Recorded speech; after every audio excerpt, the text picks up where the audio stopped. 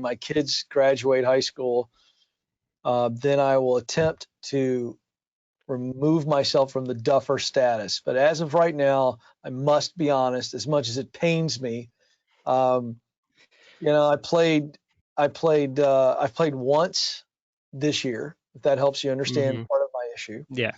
I went out and I smacked the ball around for the front nine. I started the back nine, par, bogey, par, and both bogeys on 11 and 12 were missed putts that just lipped out. Both lipped out. So I've got it in me, right? But I can also get a triple so fast it makes your head spin. So I just don't play enough, and I don't have a consistent swing. I'm trying the Tony Finau swing these days, trying to slow my tempo down. But if I do that, I'm not bad. If I don't do that, I'm abysmal. Well, thankfully, there are 29,000 PGA professionals in the country where we're here to help. So when you have time, golf pros in the Nashville area, get out there and help Ken. I need to coach PGA pros on their career and on leadership. In return, I get some lessons. That's what I need. I need this. I need this. I need the hookup. Perfect. Let's figure that out. We can make that happen. No doubt. Nothing like we like to do more than barter golf lessons, right? For something. Thing in the world, yeah. It works out great.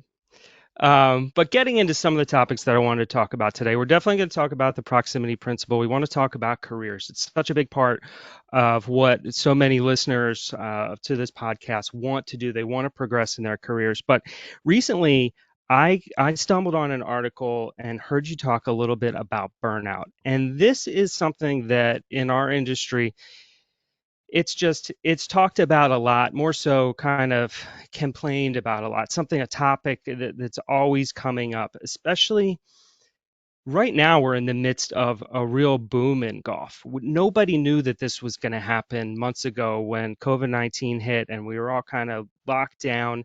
We didn't know what was going to happen. And then we opened up our golf courses again and people came out in droves. We're doing record numbers of rounds all over the place. But we didn't hire any more people, right? So now we're taking usually a lot of these clubs that are understaffed to begin with, and we're putting more golfers out there. So there are more people struggling with this sense of burnout. So if you could help us a little bit, first of all, about kind of how you define burnout, and then what are some ways that we can combat this? Yeah, first we need to frame it up. So I don't believe in burnout. It's just a general word that we use to describe the symptoms that are very real. So I like to say this: there's no such thing as burnout, because if you're burned out, you're not alive, right? So that flame, your soul, we are spirits. And when we die, the flame is gone.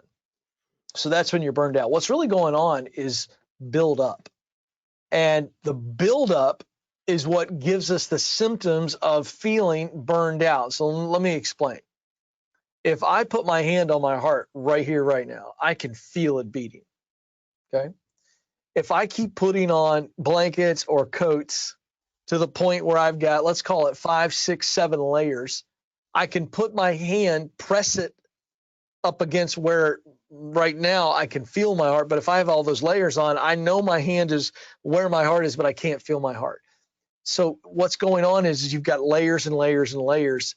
And that's when people start to feel the symptoms that come with what we call burnout. So it's buildup, and there's 5 major causes of buildup on the heart which throw off these symptoms. All right, so let's walk through those. Very simple. The first is no connection for the work. There's no passion. You might be good at the work, but you don't love the work itself. So for our audience, it's like you don't love the work itself of being a PGA pro right now, or golf pro, whatever. And so You've got all these different things you've got to do. You're not just teaching all day long. You've got all these other things.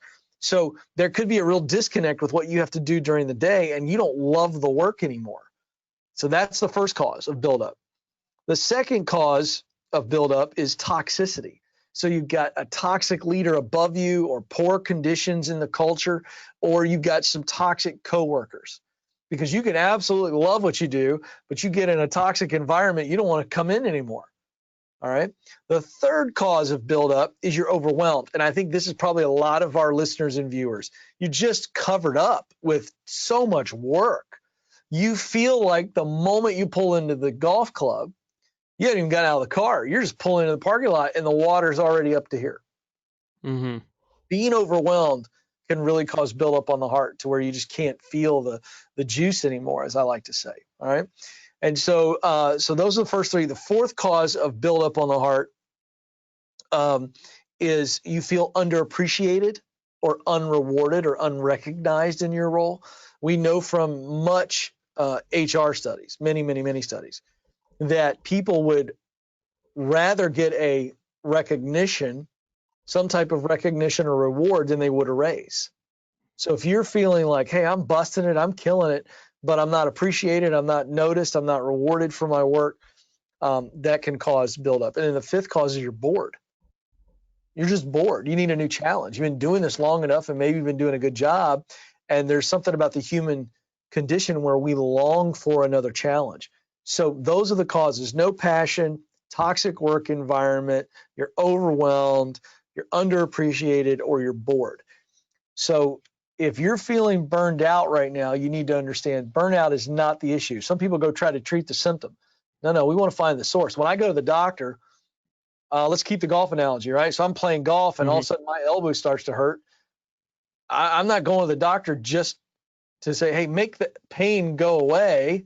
Give me medicine for the pain. No, I want the injury to heal because I don't want to be on medicine, right? So that's what you have to do. You've got to be able to understand what causes the feelings of burnout, because the burnout, those feelings are real, whether it be emotional or physical. All of those things are very real, but we want to get to the source of the problem. And those 5 reasons would lead, and sometimes many people are dealing with several of those factors at once. Right. Yeah.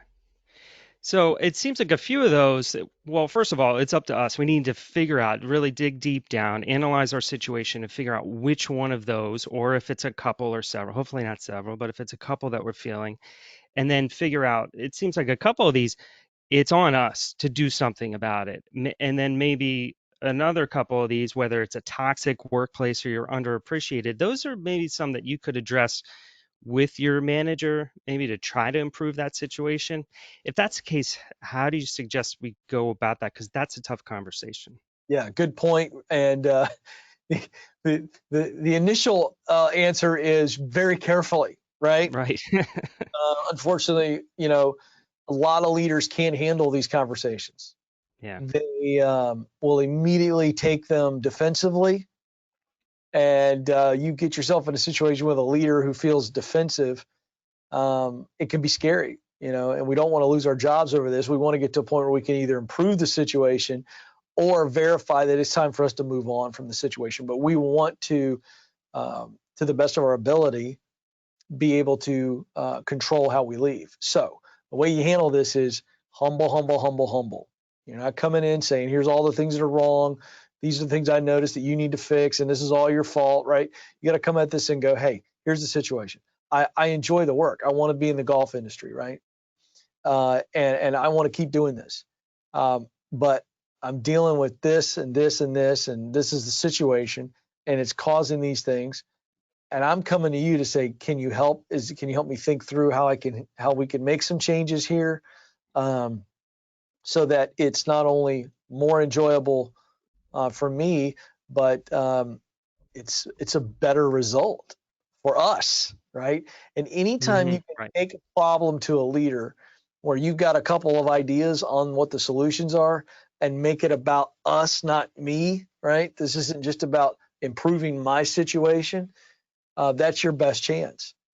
But you got to be careful with it. You got to handle it the right way. And even if you do it with kid gloves, and you got a lot of gratitude, a lot of humility, you've thought through the details, you've not made it about them, doesn't mean that they're not going to react the wrong way. So it's just part of the deal. Yeah, and I would think that reaction that you get may be the telltale sign because if it is a toxic work environment, one thing you could do is leave. But maybe this is how you evaluate, hey, I'm going to give this another shot. I'm going to give my leader another shot. I'm going to go in humble. I'm going to ask for help. I'm going to express really how I'm feeling and provide some suggestions about how this could get better. And if they take that the wrong way, then that could be your sign that, Yeah, I think you're absolutely right. It's like, yeah, let's take a shot at improving it, but if we can't, we can't. you right. know so it's one of those deals where, okay, it is what it is. I don't know what the golf analogy is for that, right? But it's like, you got to go There's for it, right? one somewhere. Well, you got to go for it. You got to go for it, right? It's like, Right. a par is not going to be acceptable here, and so the only way to have a chance at birdie is I got to take that really long shot, right? The 3-wood over the gully or the ravine or whatever, and it's like, this is going to be like an unbelievable shot if I pull it off, but I don't have any other option. And for somebody who's really Right. unhappy because of those things, you've got to take it to your leader for the one shot, right? That maybe it'll. Hmm. And if it doesn't, you're going to leave anyway. Par's not good enough in this situation. We got to go for it. Right. I'm working overtime for the golf analogies here. I mean, come on. I know. Hey, listen, there's millions out there, so I'm sure we'll have more coming soon. So that's awesome advice about burnout, and I love the fact that you're saying, hey, it's the burnout itself is not real until you're actually not breathing. So there are always opportunities out there. There are options out there. It's just about figuring out and then taking the right step forward to make yourself feel better. But we're going to get into talking a little bit about the book and the proximity principle, how we can apply it to the golf professionals that are listening. But let's give everybody a little context. One, about how your definition of the proximity principle, and just you didn't pull this out of thin air. This was something that you used yourself to get to where you are now. There was a time not too long ago where you were dreaming about being where you are, but you put this into place to get you to this position. So again, just a quick definition and then a little context about how you used it. The proximity principle says, in order to do what you want to do, and this is where you insert, think dream job here. This is what I really want to be doing in my professional life. In order to do what I want to do, I've got to be around people that are doing it and in places where it is happening. And these golf professionals that are watching and listening, and they get this. I mean, it's a tough industry to kind of get in and move up, and it is definitely a who you know business, as are most. But the principle itself helps highlight what's really true about progress in any professional career, and that is the right people plus the right places equals opportunity. So if you're intentional, no matter how many people you know, how much experience you have, but if you're intentional to get in front of the right people and get in the right places, then what's going to happen is opportunity knocks on your door. That's the simple truth. It just is. You can look Hmm. at anybody who is successful in any walk of life. Now, as far as how I used it, all right, so in the broadcasting world, it's a very tough industry, very, very tough to break in. And I didn't know a whole lot of people. And so I had to think of, well, who do I know that knows somebody? And so, well, I have a friend who's got a friend over at Sports Radio 680 The Fan. Okay, so I'm going to get over there and see if I can get lunch with John Kincaid. So I got lunch with John Kincaid, and then John introduced me to a guy named Chad Scott.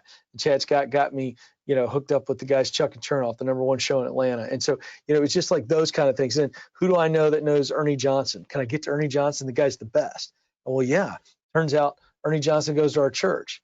And so I got a friend over there who knows him. And so the friend introduced me to Ernie. And so I interviewed Ernie for a leadership podcast. And then, so it's you're just constantly looking for, how can I get in front of the right people who will give me some insight and advice and maybe make a connection happen. And a lot of times you're doing this and nothing really tangible comes out of it as far Right. as a connection to lead to an opportunity. But there's always something you're going to take from it.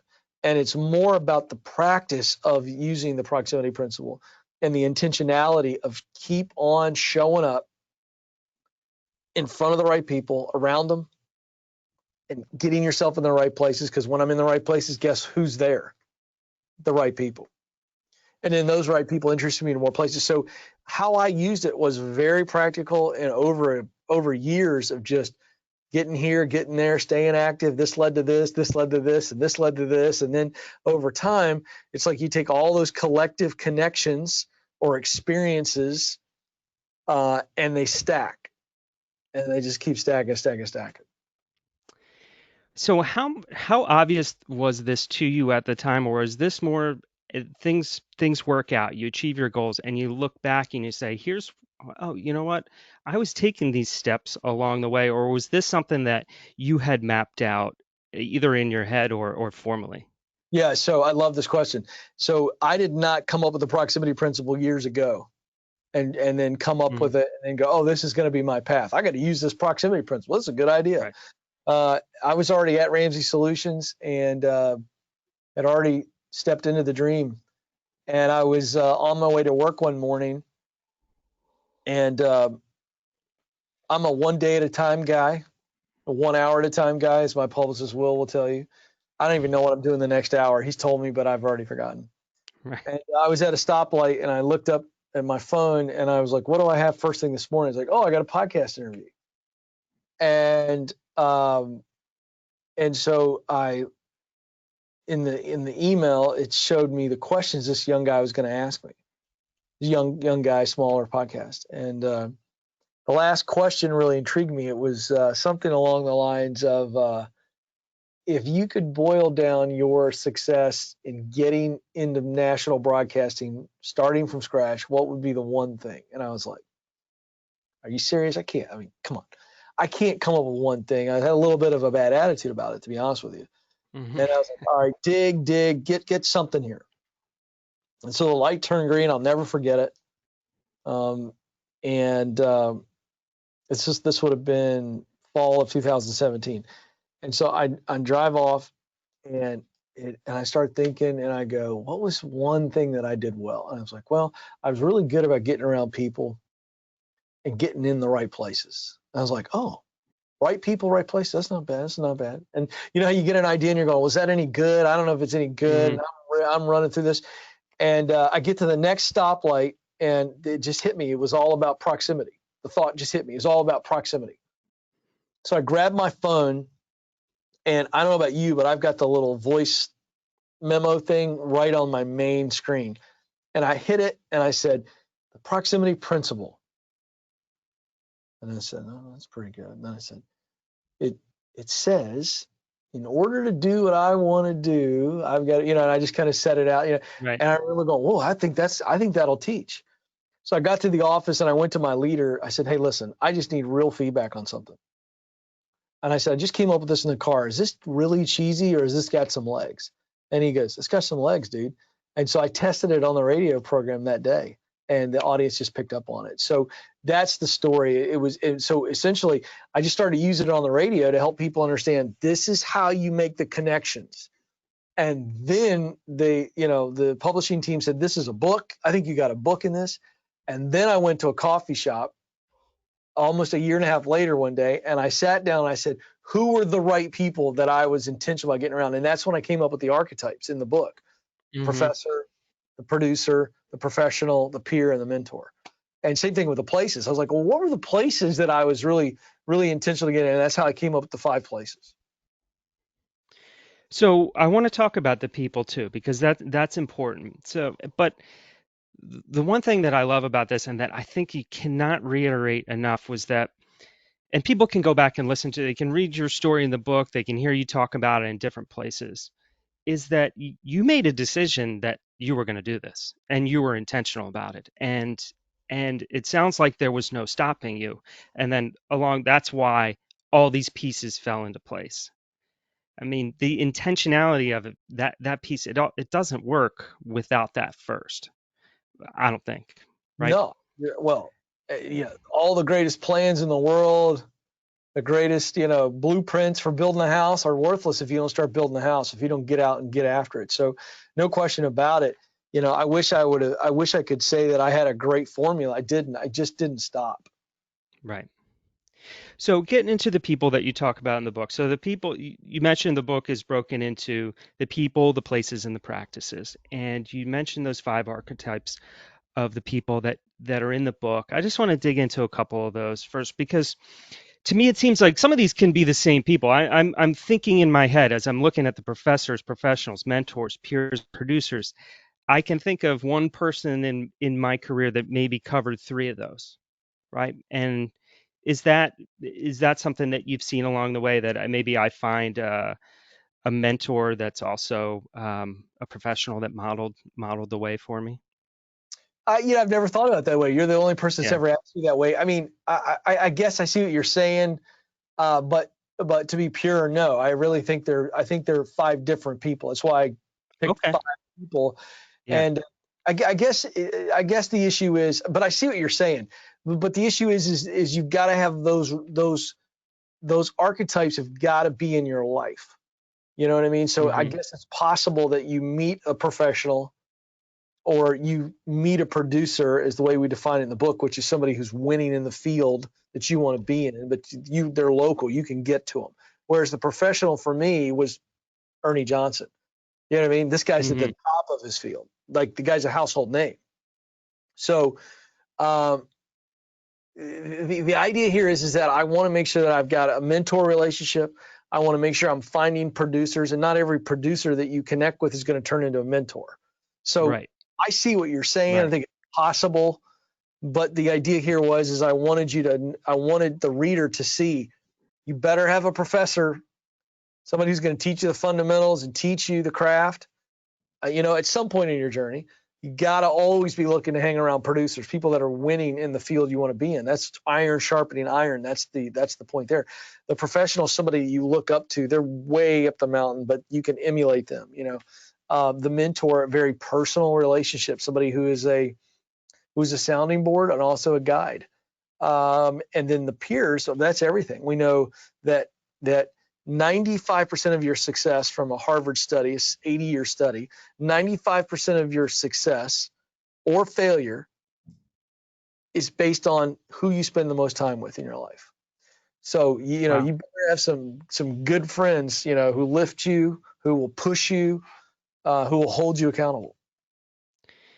So getting into the mentor relationship a little bit, I think this is something the more I read about this, I started to question whether I really had mentors in a formal way. I have people that I've known along the way that I've looked up to that I could pick up the phone and call here and there for different questions I've had along my career. But how can we go about kind of creating that more formal mentor relationship? I think a lot of us might be afraid to ask or might feel weird going down that road. Yeah, you've nailed the number one fear that I hear from callers on the show, and that is, how do I approach a mentor? Because there's a healthy level of respect, as it should be, and with that respect comes a little bit of intimidation. With, hey, I'm going to ask you Hmm. to spend your most valuable commodity with me, your time. You don't have a lot of time. Would you carve off some of your very limited time to give to me? I mean, it's an intimidating question, and that's okay. I think it's important to acknowledge that it's a little bit intimidating. So how do we take the intimidation out?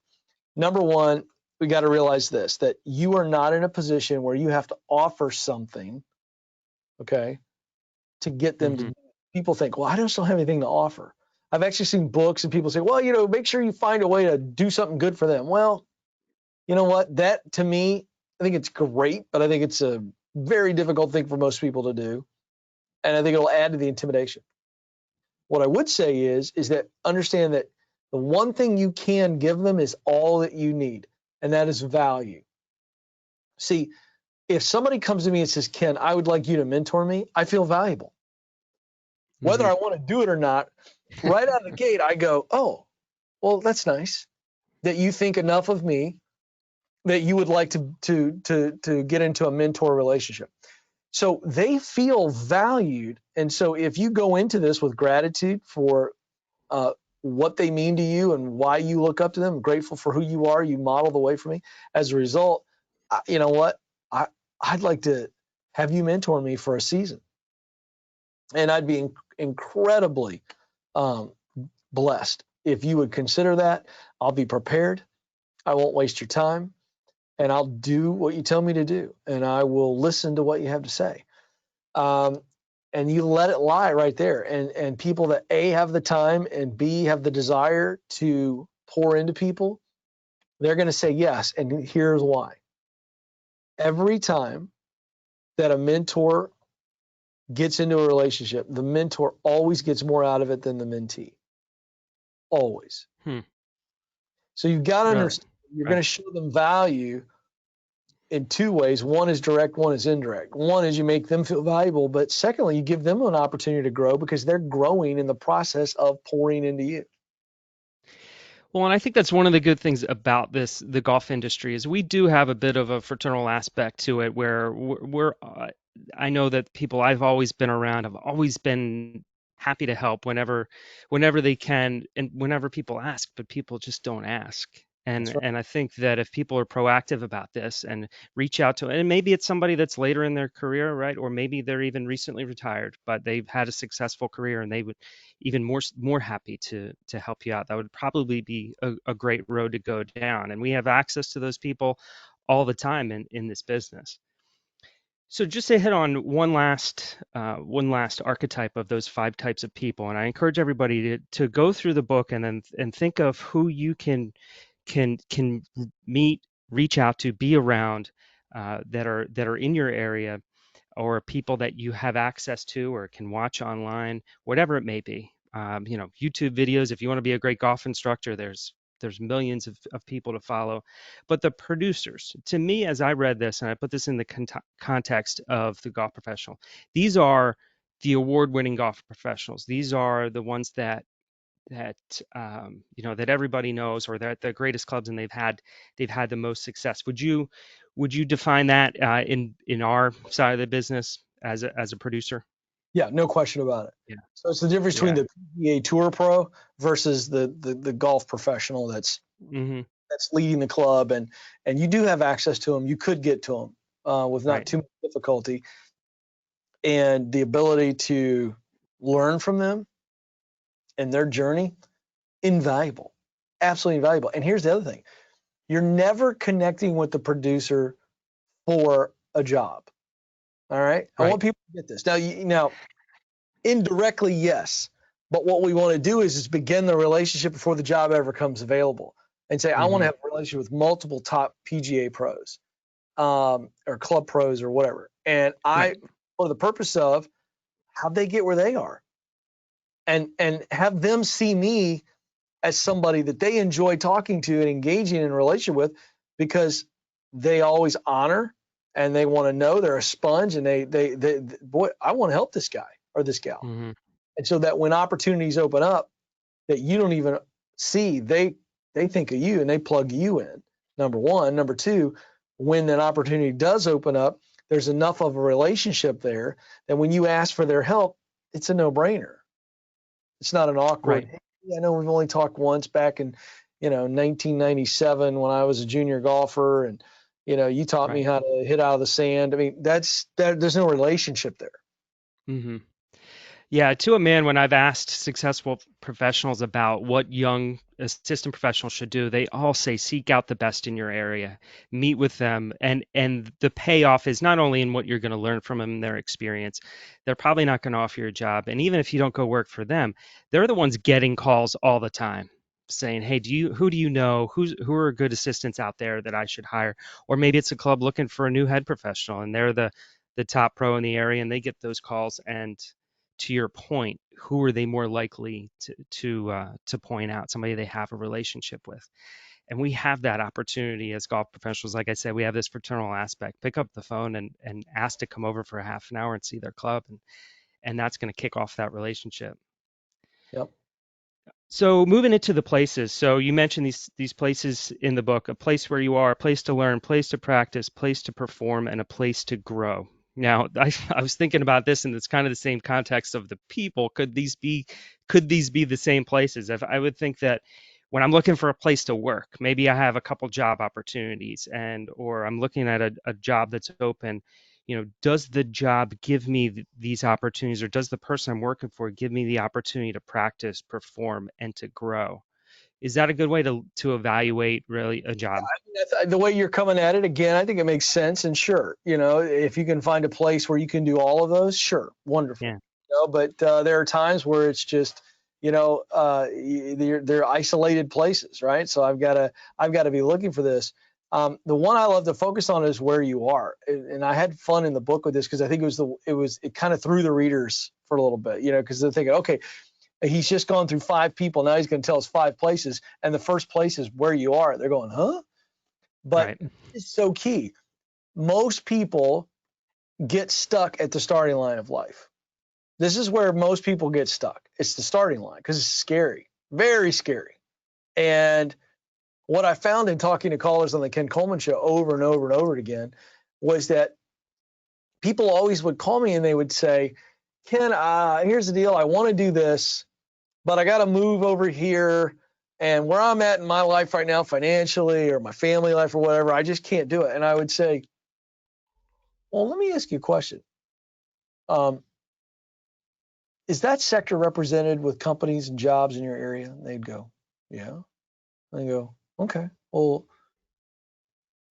who says we got to move, number one, to do the work? And number two, if we have to move, doesn't mean we have to move right now. And so I began to go through all these calls. And so that's where we came up with the idea of the law of the zip code, which is what I write about in that chapter, which says everything you need to get started is already around you. So it doesn't matter what the industry is. If you've identified your Mount Everest and you're going, okay, this is where I want to go. Is there a point in your journey where you'll have to move? Yeah, sure. Maybe not. Right. But do you have to move at the start every time? And the answer is rarely, And so I don't care if you're a musician, aspiring filmmaker, you don't have to move to New York or LA or Nashville right away. You can begin your career and get your chops and build some credibility and even build relationships without having to move. So that's what we're talking about there in that first place. And so when you get started, it's very intimidating. And so if you can just say, you know what, it's not intimidating. I'm going to keep this here. I'm not going to look up at the mountain. I'm going to look here at the base of the mountain. And what do I need to do to just get going and look for those opportunities locally? It's a lot less intimidating. And more importantly, it makes the barrier of the entry of that first step so much easier because the first step is the most important step. Right. And I think about that for our young golf professionals out there. There's a great golf course in your area somewhere around you. And there are great golf professionals in your area. They may not be at the best courses, but finding out who they are, and especially you have that opportunity when you're young to go and say, I'll work the bag room, I'll do the bag drop, I'll caddy, to get your foot in the door. That, you mentioned it when we kicked this off. This is a who you know business, right? And just starting out that way locally before saying, oh no, I need to be in the Northeast, that's where all the top clubs are. I need to be in Florida, or I need to be in Arizona or California. There's somewhere in your town, in your area, where you can start.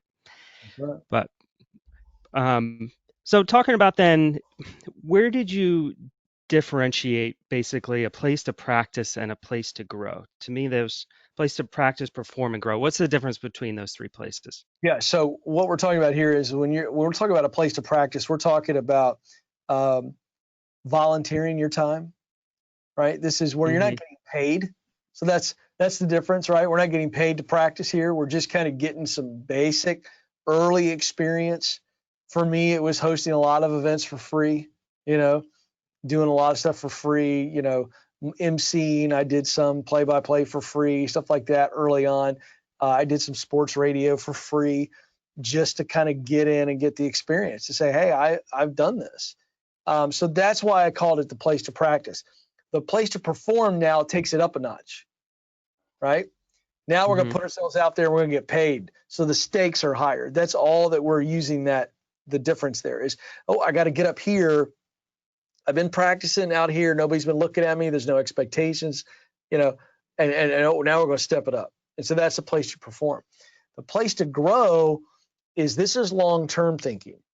So eventually we want to go from a place to perform. So we're getting paid for what we want to do. All right. So maybe it's the assistant golf pro, right? And you're running weekends only.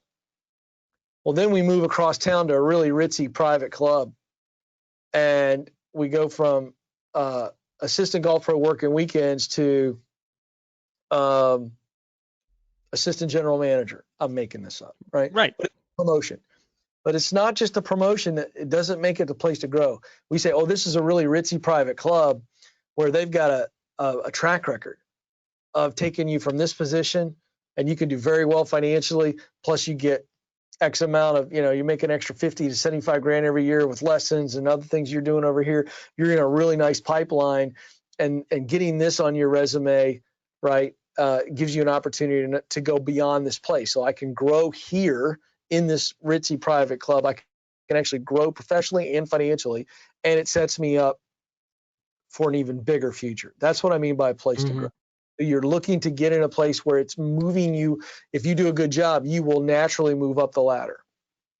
Right. Now, part of this is, as we get into the last part of the book, are the practices, and you talk about creating a web of connections. Some of this we kind of mentioned with mentors, but I loved that these rules that you had about making your connections count and about being audacious but not obnoxious. And again, I think that would be a fear of some people as they're trying to create these connections. It's am I gonna come off the wrong way? As you said, maybe obnoxious or maybe something else. But those 3 steps of listen and learn, be humble, and then add value as you build this web of connections. How would somebody go about kind of building this web without feeling like they're, kind of the sleazy way of networking? Like, here, call me when you got something. Yeah, I'm very sure you important. get that all the time. Yeah, well, so what we're doing here is we're not networking, we're connecting. And so there's a Mm-hmm. slight difference in the feel of that. And so the idea here is we want to be meeting people in non-professional settings where you're not asking them for anything. Like we're constantly connecting with people. Hey, get together for drinks over here. Hey, let's do coffee. Hey, you want to play golf? The idea is that we're constantly putting ourselves back to the proximity principle here in the right places where we're going to meet more right people, so new people, and we develop a relationship there. It's an acquaintance at first, and then it maybe moves to strategic acquaintance where you feel like they're a good person to be around. And so I want to just be around them. And we're never asking them for anything. We're just building relationships and connections so that when the time comes that you want to branch out and do something, you have truly developed that spider web. Okay. And so you're looking around, well, I know this person over here. I know this person over here. I know this person over here. And I know this person, and they know this person. And I want to get in front of this person. So now I've got a direct connection on my web, right? And so that's how that works. So it's not this slimy, vampire mosquito kind of, I'm just, land, suck some blood out and fly away. No, we are being strategic to build relationships as much as we can, as often as we can, build these legit relationships just by being nice, right? And being interested in them. You do a favor for them. Look for opportunities to do favors for other people. And that's a deposit in your future bank account. So that's the idea there. And so it's not walking around the obnoxious, what can you do for me? And, just that's it. It's the audaciousness is I'm going to have the audacity to ask for help when I need it because I've actually put some deposits in real relationship building and connection making that will make it very normal and not gross. So it's about showing a genuine interest in them to create that two-way back and forth, So right? let's just say you're a young professional, you just landed a job at one club. You don't wait until you find another club that you want to go to start trying to make connections. Now you're networking. And people see you coming. No, I mean, the minute you're in the profession, and for those of you watching the list right now, you're going, I've not been that person. Start tomorrow. Send a handwritten note to somebody at another club and say, hey, I've long admired you. I'm over at, Shady Creek over here. I'd love to buy your lunch sometime or get drinks after you close up the shop one night. I think I could learn a lot from you, and I just love to meet you and get to know you. You start that now when you don't Right. need it, when you don't want anything.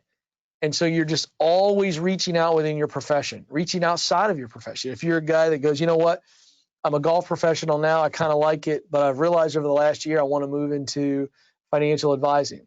Well, great. Leverage your golf connections. Sure. Start some Happens all the successful time.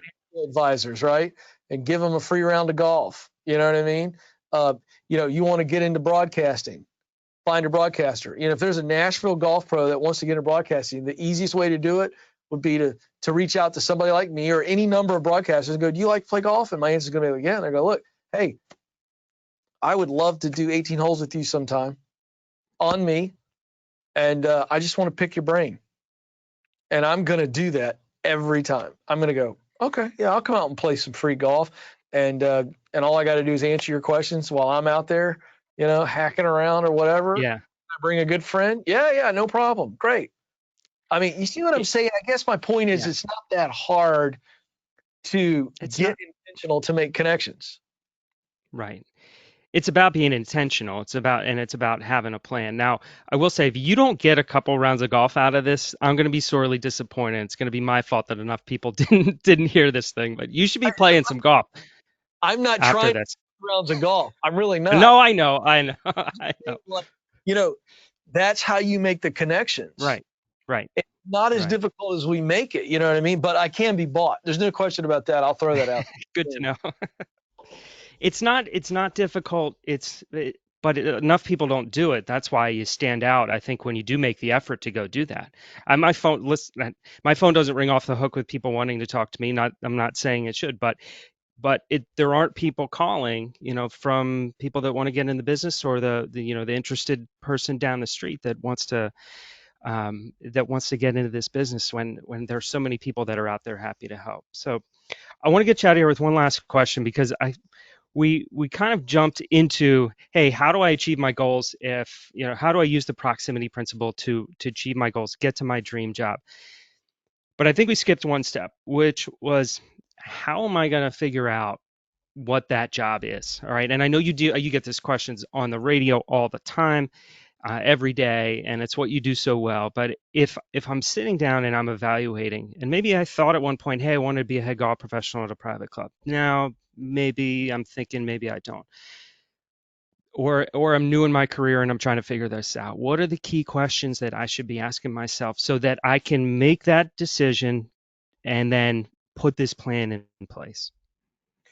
Yeah, you want to go back to what I call the get clear stage one, and we're going to look at 3 indicators. Think of them as your own personal dashboard on who you really are. The first thing is, what do I do best? This is your innate talent. This is what you do better than anything else. We're not looking at things that you do average. We're looking at things that you do really, really well. And so you think of hard skills and soft skills, or abilities and qualities. And you figure that out and you go, okay, this is what I do really, really well. And those are the tools. Those top talents are the tools that allow you to perform the work. So then you're going to look at passion. This is the work that I love to do most, the work that makes me come alive. And so I'm going to go, well, of all the things I love to do, what gives me the highest emotion and I see the greatest amount of devotion for the work itself. And then finally, we're going to go to mission. All work produces a result. So what are the results of my work that I desire to create the most? Like these results fire my soul. That's mission. Where talent, passion, and mission come together, that's your unique role. That's the role you were created to fill. Now, you can fill that role in multiple jobs and even multiple careers, even if you're not a golf pro. But that's what I teach. This is the fundamental philosophy and methodology.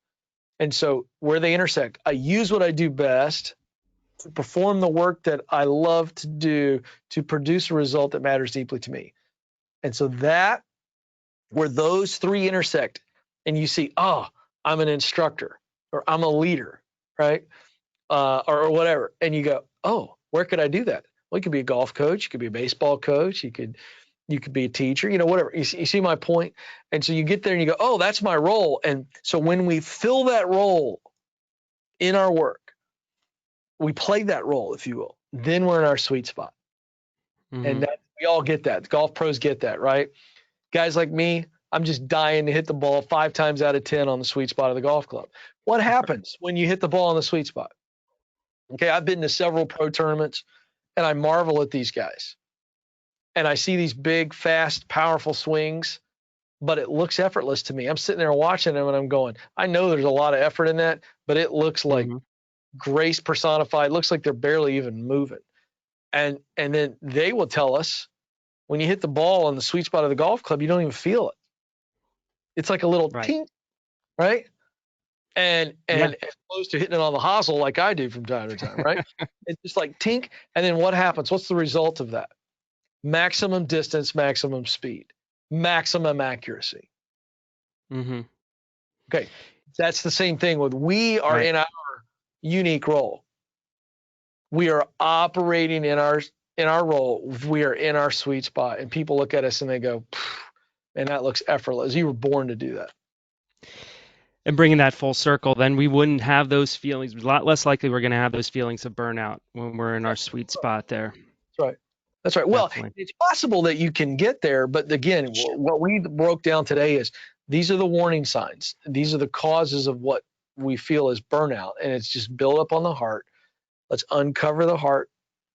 If we're overwhelmed, we got to figure that out. If there's a toxic situation, we got to figure that out. If there's no passion for it, we got to figure that out. All those things will allow the heart to truly feel alive and feel full, and then the juice comes back. That's awesome, Ken. So I can't thank you enough for your time and coming on and teaching us about the proximity principle, and hopefully giving our listeners out there really understanding this formula of what they can put in place to achieve their goals and land their dream job. There's a lot, as you mentioned, a lot of golf professionals out there that are trying to do it. It's a competitive business, and that's why this jumped out to me when I first came across it and heard you talking about it. I said, we need this in the golf business. There are people that should be putting this into place. So I can't thank you enough for teaching us about this. If people haven't heard about it or they don't follow you, Ken, where can they go for all that? Yeah, KenColeman.com is the website. All of our social media connections there, how you can listen to the show every day, and a lot of free resources and very discounted resources as well to help you maximize who you are. So yeah, check us out, KenColeman.com. And if you want to play golf with me, KenColeman.com. Send all inquiries there. We will look at your requests. All right, there is a challenge out there to the Nashville golf professionals. All right, the challenge is turning Ken into from a duffer to a God, not so much, right? Well, no, I gladly would give that challenge to anybody. It's possible. I can get there. You know what I need? I need time and I need practice. Yep, those are the two. We hear that a lot, and that's why COVID's been so great for everybody. They're working from home. They have time to play golf. They're out there doing it. So everybody except Ken's been playing golf these days. So. Yeah, I've been in the office, man. I haven't missed any day. So we'll get there, though. But hey, man, I appreciate you. Thanks for having me. All right. Thank you. All right. Bye-bye.